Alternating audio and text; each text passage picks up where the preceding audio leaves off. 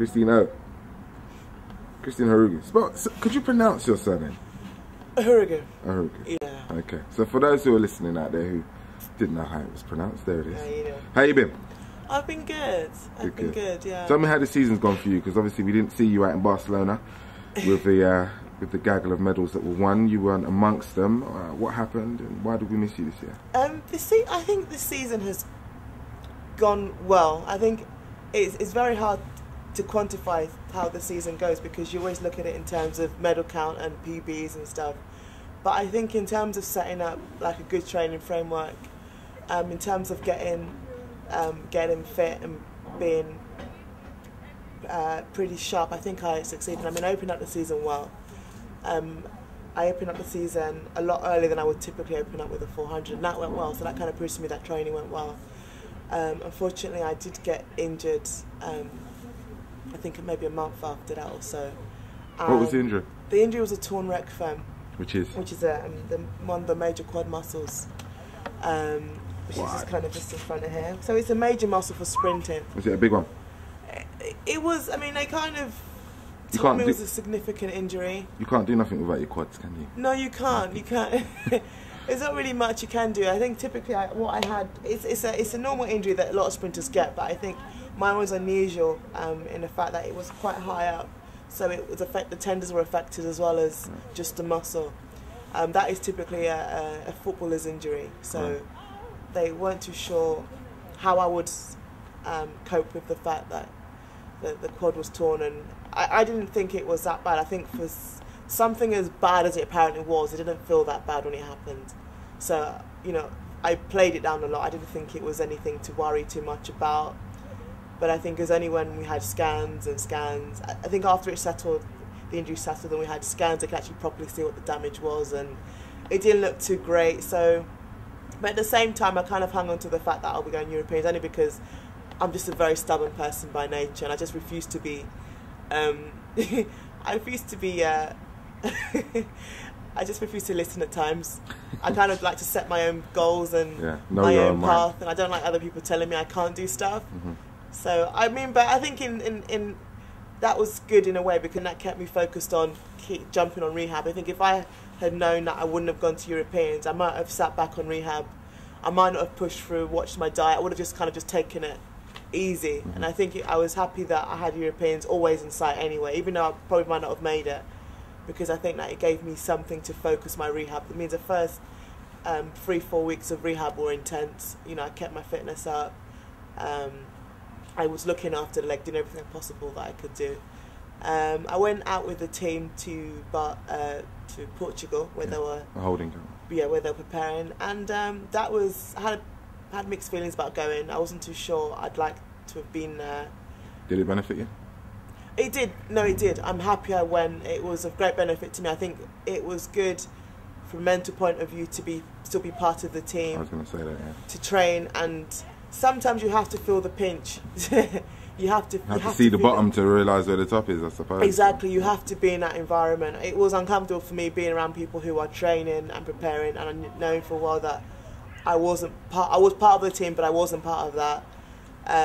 But at the same time, I think I had to be there to remember where it is I've come from and what it is I intend to do with myself. It wasn't just. Sometimes you have to look people in the face and tell them, you know, your injuries, and not be afraid to say, I am injured and this did go wrong, and you have to learn to live with that. So it was good. Physically it was good, because I had my medical team were around me, so I could continue with rehab, and the facilities were really good as well. You know, so I had pretty much everything there to get my rehab going. I started running while I was out in Portugal. So that was good. Obviously I had to come home, which I'm happy I did. I didn't want to stay out and go to Barcelona. I pretty much think my trip was done in Portugal. So you took what you needed to from that. Yeah, I took what I needed, and then I went home and proceeded to watch everything on TV. Which was, I don't want to say it's frustrating. I don't really like that word. Bittersweet. Not. I mean, it wasn't upsetting. But it was one of those things where I said, okay, this is what it is, deal with it. Yeah. It wasn't frustrating as if, I really want to be there. I didn't want to be there, but at the same time, I think by that point I learned to accept my injury for what it was. And, you know, in a sense, I think I cannot kind of put myself in the same boat as all the other athletes. I think my journey and my story has been a lot harder than sometimes I tend to appreciate, and I think it was probably better for me to sit back and, you know, let the year go and have some time to myself. We don't always appreciate what happens until, only with hindsight. And I think with hindsight, you know, maybe in a couple of years I would appreciate the fact that I had this time to have my summer off and just to sit back and, I won't say chill, but to learn my sport again and be an observer.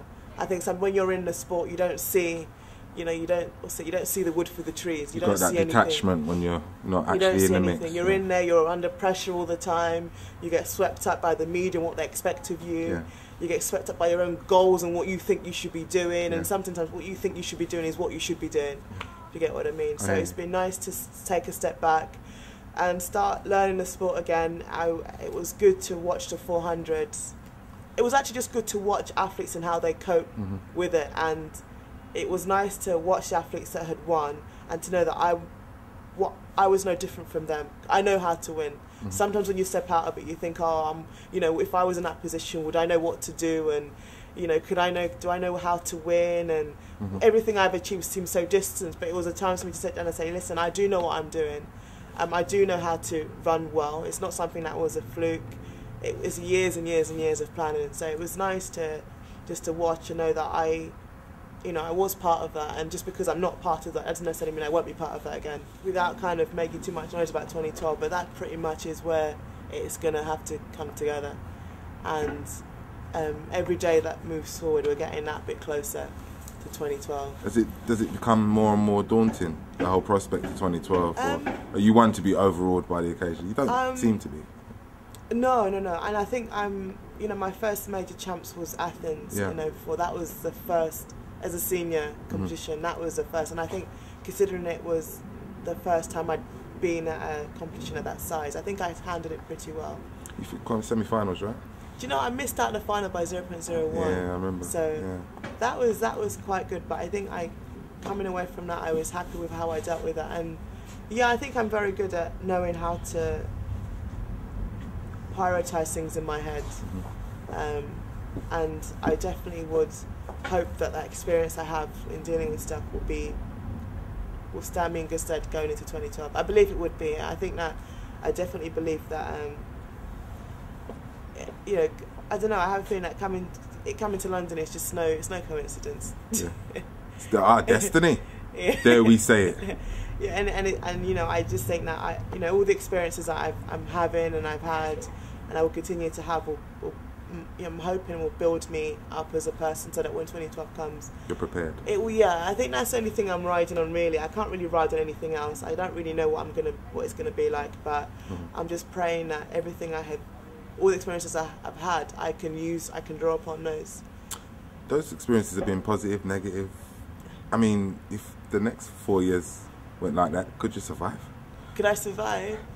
I think so. I think that my family, we're a tough stock. We all are. We're tough kids, and we have to be tough when you're living in a house of 10 people. Of course. But no, we're pretty tough material, and I do believe that my experience, not just in sport but overall, have definitely helped. I wouldn't say shape me, but I think that's just a testament to who we are as people and our characters. And so, what was your question?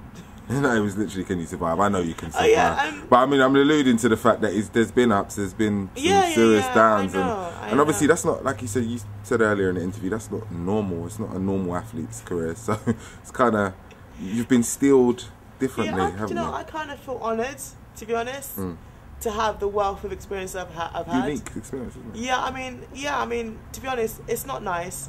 I mean, some of the things I've been through, it's not been ideal, but I'm pleased that I can say that I've gone through all this and I've managed to come out the other end. And I think all these experiences I've had, it's just a testament to the nature of the person that I am. So at least I know that, listen, I've been through the rut, but I've coped with that.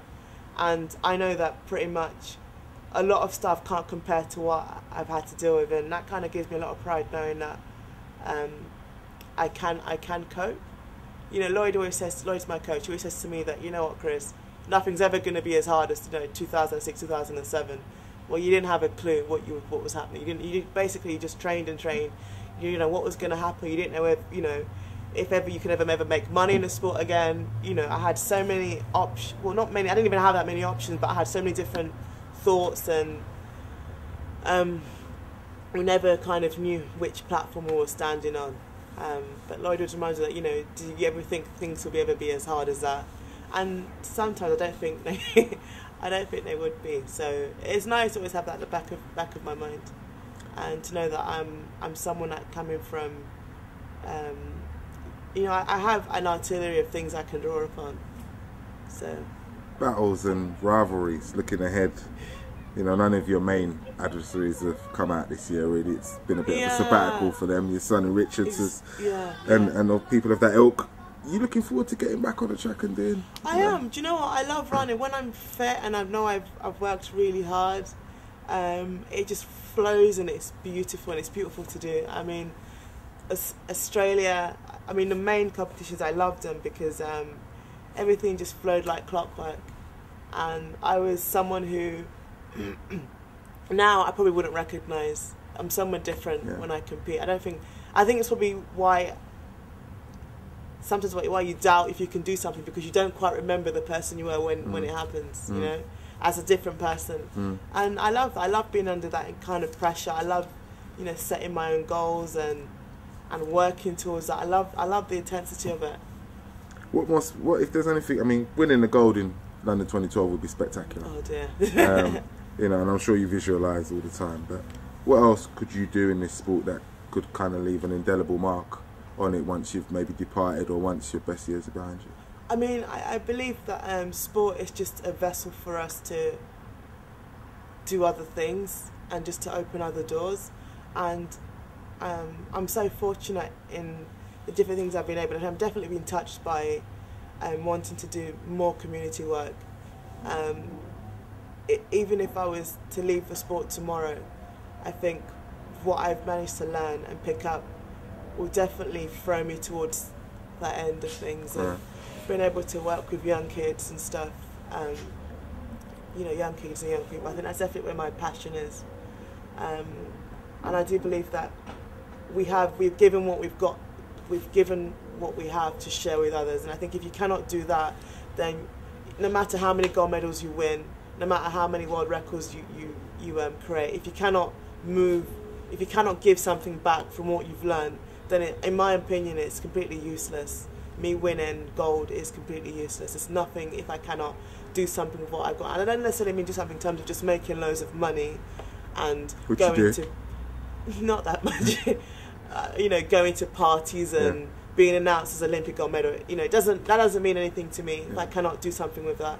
I believe we all have a light to kind of give to others, and if you can't do that, then it's, you know, there's not really much point of me killing myself on the track. You know, I mean, it's good to win, but I think if we cannot transfer our gifts into other things to help others, then I wouldn't kind of think that I've been successful. It wouldn't feel fulfilling. No, it wouldn't.